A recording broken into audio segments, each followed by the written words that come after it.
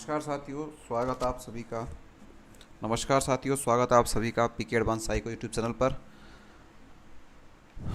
चर्चा करेंगे बीएड द्वितीय वर्ष और प्रश्न पत्र निर्देशन एवं परामर्श। ये वीडियो सभी के लिए उपयोगी है, चाहे वो किसी भी यूनिवर्सिटी का हो, कोटा हो, राजस्थान हो, सुखाड़िया हो, जयनारायण व्यास हो, सुखाड़िया हो, या फिर अदर यूनिवर्सिटी महर्षि दयानंद सरस्वती हो, गंगा सिंह हो, सभी के लिए मात्र 10 प्रश्न और आपकी पूरी साल भर की पढ़ाई मात्र एक दिन में हम आपको कराएंगे।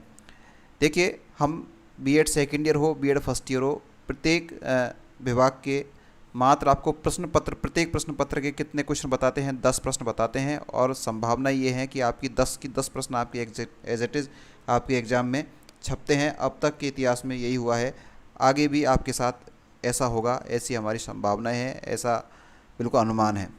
तो दोस्तों, अभी तक आपने नहीं किया है सब्सक्राइब तो जल्दी से कर लें सब्सक्राइब। लाइक नहीं किया है, अपने मित्रों को, अपने कॉलेज के फ्रेंड्स को नहीं किया है शेयर, तो जल्दी से कर दें, क्योंकि मात्र 10 प्रश्न आपके सामने आ चुके हैं। चलिए दोस्तों, स्टार्ट करते हैं पहले प्रश्न को। पहला प्रश्न आपके सामने आपकी स्क्रीन पर क्या कहता है भाई, पहला प्रश्न देख लेते हैं एक बार।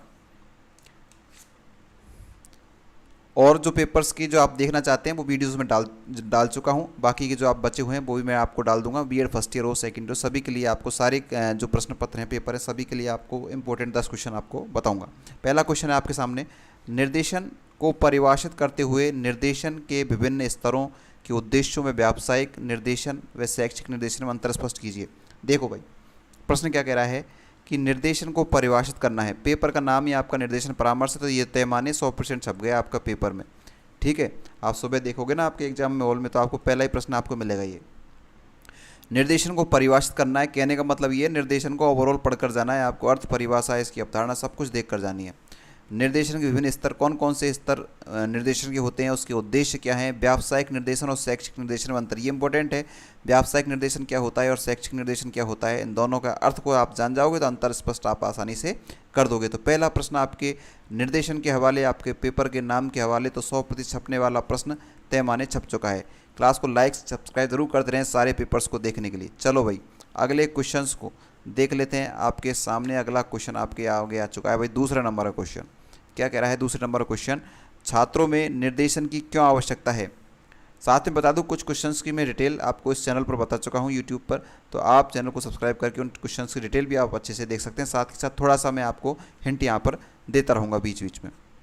दूसरा प्रश्न क्या है कि छात्रों में निर्देशन की क्यों आवश्यकता है, अर्थात एक छात्र के लिए निर्देशन की क्या आवश्यकता होती है, उस आवश्यकता को आपको लिखना है। तो कब लिख पाओगे, जब आपको पहला क्वेश्चन पता होगा, अर्थात आपको इसका अर्थ पता होगा कि निर्देशन क्या है, क्या चीज़ है निर्देशन, और बालकों को निर्देशन की क्यों आवश्यकता पड़ती है, कैसे समय पर बालक को आवश्यकता पड़ती है। तो निर्देशन को अगर आप जानोगे नहीं तो ये चीज़ कैसे लिख सकते हो। तो पहला प्रश्न आपका दूसरा इससे जुड़ा हुआ है, तो आपको सारे प्रश्न जुड़े हुए हैं सारी यूनिट से, और 5 साल के पेपर के विश्लेषण के बाद भी ये प्रश्न मैं आपको बता रहा हूँ। हर साल मैं आपको प्रश्न बताता हूँ, तो एग्जाम से 1-2 दिन पहले की चर्चा मैं आपसे करता हूँ। निर्देशन के विभिन्न सिद्धांतों का वर्णन कीजिए। साथ में आपको निर्देशन के जो सिद्धांत है वो आपको देखना। देखिए, पहला प्रश्न और दूसरा प्रश्न आपका दोनों किससे रिलेटेड है, निर्देशन से रिलेटेड है। तो यहाँ पर छात्रों में निर्देशन की क्या आवश्यकता है, अर्थात छात्र निर्देशन क्यों प्राप्त करना चाहते हैं, क्या ऐसी कौन सी समस्याएं जिसके लिए छात्रों को निर्देशन की आवश्यकता होती है, साथ में निर्देशन के कौन कौन से सिद्धांत हैं वो आपको देख कर जाने हैं। तो क्वेश्चन नंबर 2 की चर्चा कर चुके हैं। क्वेश्चन नंबर 3 आपके सामने आपकी स्क्रीन पर देखिए भाई, डिटेल बड़ी है लेकिन उतना ही आसान प्रश्न है। देखो, तीसरा प्रश्न क्या कह रहा है, निर्देशात्मक परामर्श और अनिर्देशात्मक परामर्श, 2 तरह के परामर्श की बात की गई है। अभी तो हमने देखा निर्देशन, और अब दूसरा शब्द आ चुका है हमारे सामने, क्या, परामर्श। दूसरा शब्द कौन सा आ चुका है मित्रों हमारे सामने, दूसरा शब्द आ चुका है हमारे सामने परामर्श। दूसरा शब्द कौन सा आया है, परामर्श।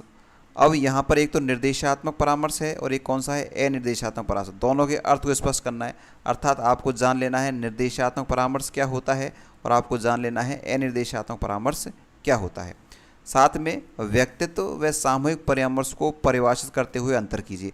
अर्थात एक तो हम किसी व्यक्ति विशेष को निर्देशन परामर्श दें, एक हम व्यक्ति के समूहों को परामर्श दें। अर्थात एक व्यक्ति को किस तरह से परामर्श दिया जा सकता है और व्यक्ति के समूहों को किस तरह से परामर्श दिया जा सकता है, उसको आपको बताना है, उसको परिभाषित आपको करना है। दोनों में अंतर क्या होता है कि ये व्यक्ति से परामर्श क्या होता है और सामूहिक परामर्श क्या होता है। इन दोनों में आपको क्या करना है, वैसे डिफरेंट करना है। और डिफरेंट कब कर पाओगे, जब इन दोनों के बारे में आप जानोगे। तो आपको जान लेना है निर्देशन के बारे में, तो आपको जानना है, साथ में आपको परामर्श, कैसा परामर्श, एक तो निर्देशात्मक परामर्श और एक कैसा परामर्श, अनिर्देशात्मक परामर्श को आप व्यक्ति से और सामूहिक परामर्श कैसे देंगे, वो आपको चर्चा तीसरे प्रश्न में करनी होगी। इसी के साथ चौथे प्रश्न की ओर मैं आपको लेकर चलता हूँ। मात्र 10 प्रश्नों की श्रृंखला और आपका बेड़ा पार। 1 वीक सीरीज को हमने 1 डे में चेंज किया। 1 वीक सीरीज में बहुत सारे क्वेश्चन होते हैं, आपको मात्र 10 क्वेश्चन पढ़ लेने हैं। और आपको निश्चित रूप से एग्जाम से आने के बाद में आपको कमेंट ज़रूर करना है कि आपके क्वेश्चनों का लेवल क्या रहा, किस तरह के प्रश्न आए, ये आपको सजेशन बॉक्स में ज़रूर लिखना है। चौथा प्रश्न, परामर्श का अर्थ देखो, विशेषता और परामर्शदाता के रूप में शिक्षक की भूमिका। जितने भी प्रश्न बताऊंगा ना मैं आपको, इतने माने सारे के सारे प्रश्न आपके एग्जाम में आएंगे। परामर्श क्या है, परामर्श का अर्थ हमको देखना है। इससे पहला वाला जो प्रश्न था वो भी इससे संबंधित था।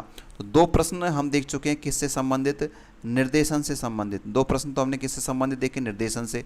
2 प्रश्न हम किससे संबंधित देख चुके हैं, परामर्श से। तो ये तो तय है दोनों से प्रश्न आना है, ये तय है मित्रों, दोनों से प्रश्न आना है। तो निर्देशन को अच्छे से पढ़कर जाएं और परामर्श को अच्छे से पढ़कर जाएं।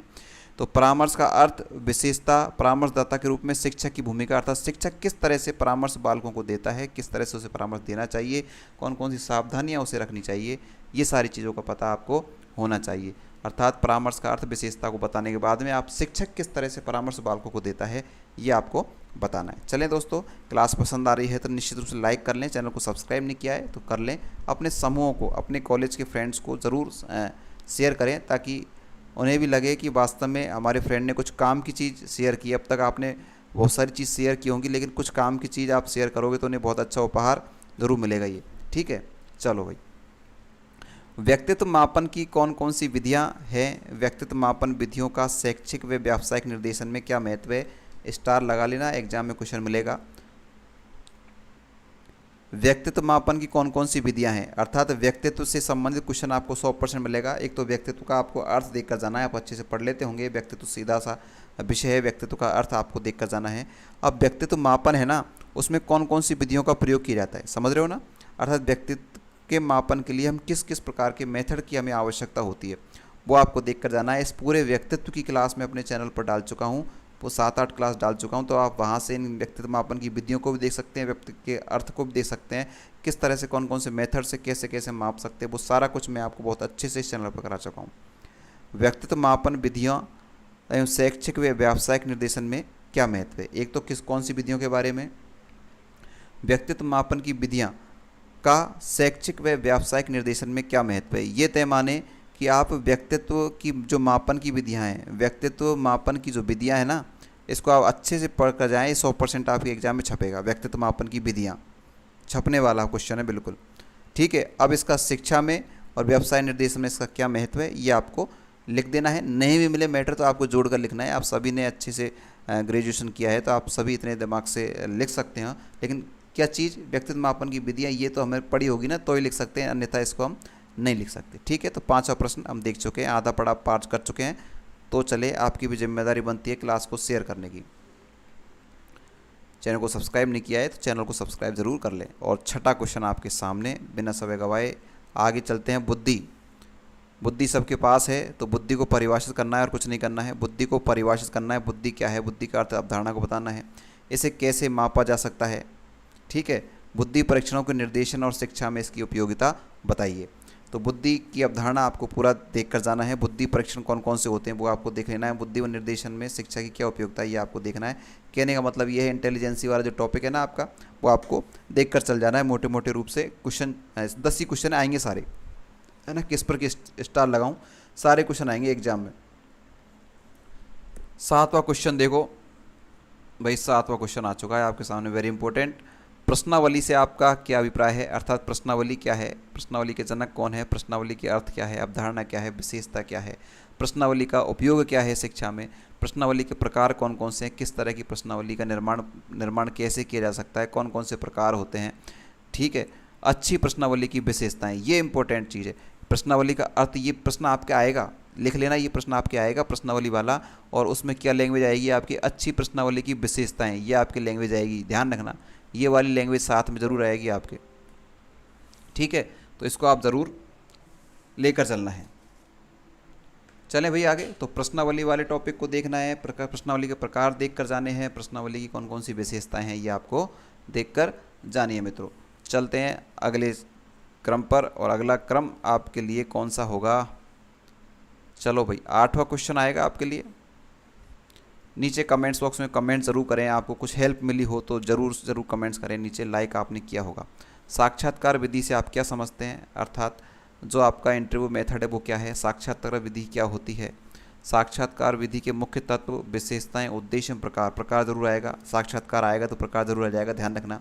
साक्षात्कार विधि से आप क्या समझते हैं, साक्षात्कार विधि के मुख्य तत्व, विशेषता, उद्देश्य, अर्थात साक्षात्कार विधि को पढ़कर जाना है, उसे क्या क्या, उसका मुख्य उद्देश्य क्या होता है साक्षात्कार का, साक्षात्कार के प्रकार, साथ में उसके मुख्य उद्देश्य कौन कौन से हैं, ये आपको बिल्कुल तय करके जाना है।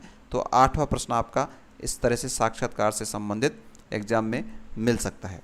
चलिए भाई 8वां प्रश्न हो चुका है। 9वें प्रश्न की मैं आपसे चर्चा कर लेता हूँ। 9वां प्रश्न आपके सामने आपकी स्क्रीन पर। चलो भाई क्या कह रहा है, रुचि को परिभाषित कीजिए, रुचि को परिभाषित कीजिए, रुचि परीक्षण का निर्देशन में उपयोग बताते हुए, रुचि परीक्षण का किसमें, निर्देशन में उपयोग बताते हुए रुचि की विशेषता प्रकारों का वर्णन कीजिए। अर्थात रुचि की अवधारणा, कंसेप्ट को देखना है, रुचि परीक्षण का निर्देशन में उपयोग बताना है।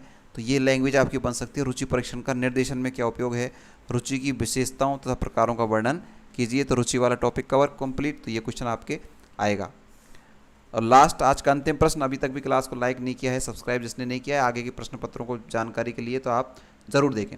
विश्वास नहीं हो तो पुराने प्रश्न पत्र देकर अपने प्रश्न पत्र देखें, क्वेश्चन आए हैं या नहीं, तब जाकर आप लाइक शेयर सब्सक्राइब करें। तो लास्ट क्वेश्चन आपके सामने क्या कह रहा है, वो लास्ट क्वेश्चन छोटी सी टिप्पणी लेकर आया है। देखो छोटे छोटे क्वेश्चन है, इसमें आपके लघुत्तरात्मक क्वेश्चन बन सकते हैं। एक तो निर्देशन परामर्श में अंतर, मैं आपको पहले बता चुका हूँ, ये क्वेश्चन आपके छपने वाला क्वेश्चन है। निर्देशन परामर्श में अंतर कब करोगे, जब दोनों का अर्थ आएगा। तो निर्देशन परामर्श को तो बिल्कुल गोट कर पी के जाना है, क्वेश्चन आएगा 100%। उपलब्धि परीक्षण क्या है, अचीवमेंट टेस्ट क्या है, व्यक्तित्व मापन की प्रक्षेपी विधियाँ कौन कौन सी हैं। विधियों की बात मैं कर चुका, प्रक्षेपी विधियाँ भी पूछी जा सकती है, अप्रक्षेपी पूछी जा सकती है, ध्यान रखना। व्यक्तित्व वाले टॉपिक आपको पढ़ के जाना है, इससे संबंधित क्वेश्चन ऊपर आ चुका है, फिर यहाँ आ चुका है। तो इसकी अहमियत आप देख लो कितनी है। अर्थात व्यक्तित्व मापन की विधियाँ आपसे सीधी पूछेंगे, व्यक्तित्व मापन की विधियाँ कौन कौन सी हैं, तो आपको उसको डिवाइडेशन करना है, प्रक्षेपी होती है, प्रक्षेपी होती है, वस्तुनिष्ठ होती है, कैसी होती है, वो आपको सारा देख कर जाना है। और फिर लास्ट में कौन सा है, सर्व शिक्षा अभियान, ये भी आपके आने वाला प्रश्न है। सर्व शिक्षा अभियान क्या है, शिक्षण में इसका क्या योगदान रहा है, कब से प्रारंभ हुआ है, इसके क्या क्या उद्देश्य हैं, कौन कौन सी योजनाएं इसके तहत चलाई जाती हैं, ये आपको देखकर जाना है। तो 10वां प्रश्न आपने देख लिया है, निर्देशन परामर्श में अंतर, उपलब्धि परीक्षण, व्यक्तित्व मापन की प्रक्षेपी विधियाँ और सर्व शिक्षा अभियान। मात्र 10 ही प्रश्न मैंने आपको बताए हैं, और आपको पूरे के पूरे प्रश्न एग्जाम में मिलेंगे, तय माने एग्जाम में मिलेंगे आपको। तो आप सभी बिल्कुल इन प्रश्नों का लाभ लें, अपने मित्रों को शेयर करें, अपने कॉलेज के फ्रेंड्स को शेयर करें, हाँ जहाँ भी जिनके आपको लगता है कि उनके लिए उपयोगी हो सकता है तो वहाँ शेयर करें, चैनल को सब्सक्राइब करें। और आप सभी के लिए बहुत बहुत शुभकामनाएं, आप सभी का भविष्य उज्जवल हो। Thank you, bye bye.